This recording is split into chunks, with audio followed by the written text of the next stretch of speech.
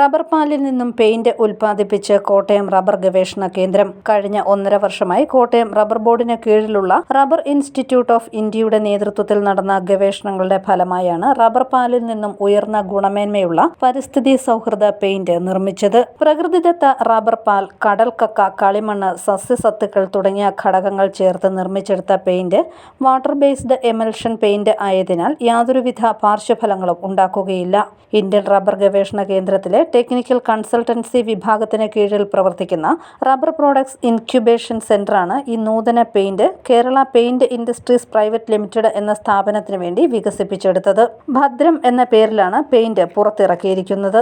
നവീന സാങ്കേതിക വിദ്യയുടെ ഔദ്യോഗിക ഉദ്ഘാടനവും സാങ്കേതിക വിദ്യ കൈമാറ്റവും രാവിലെ നടന്നു. പുതുപ്പള്ളി ഇന്ത്യൻ റബ്ബർ ഗവേഷണ കേന്ദ്രത്തിലെ സിൽവർ ജൂബിലി ഹാളിൽ സഹകരണ ദേവസ്വം വകുപ്പ് മന്ത്രി VN വാസവൻ ഉദ്ഘാടനം നിർവഹിച്ചു.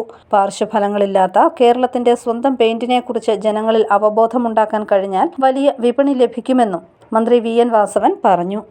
ഇത് റിസർച്ചിലൂടെ കണ്ടെത്തിയതിന്റെ എല്ലാ അർത്ഥത്തിലും ഇത് ഇത്തരത്തിലേക്ക് വരാൻ ഇടവരുന്ന പാർശ്വഫലങ്ങളിൽ ഒന്ന് ഈ പെയിന്റുകളിൽ ഉണ്ടാകുന്നതാണ് എന്ന് ഗവേഷണത്തിലൂടെ കണ്ടെത്താനും അത് മാനവരാശിയെ ബോധ്യപ്പെടുത്താനും കഴിഞ്ഞാൽ നിശ്ചയമായും ഈ പ്രകൃതിദത്ത ഏറ്റവും സുന്ദരമായി മറ്റ് പാർശ്വഫലങ്ങളില്ലാതെ നമുക്ക് പ്രയോഗിക്കാൻ കഴിയുന്ന ഒരു പെയിന്റ് എന്ന രൂപത്തിൽ കേരള പെയിന്റിനെ നമ്മൾ കൃത്യമായി വിപണിയിലേക്ക് എത്തിച്ച് ജനങ്ങളിൽ അവബോധം സൃഷ്ടിച്ചാൽ ഇതിന് വലിയ മാർക്കറ്റ് ഉണ്ടാകുമെന്ന കാര്യത്തിലും ഒരു സംശയവും എനിക്കില്ല. അതിനാണ് അർത്ഥത്തിൽ തന്നെ നമുക്ക് ഏറ്റെടുക്കാൻ കഴിയും.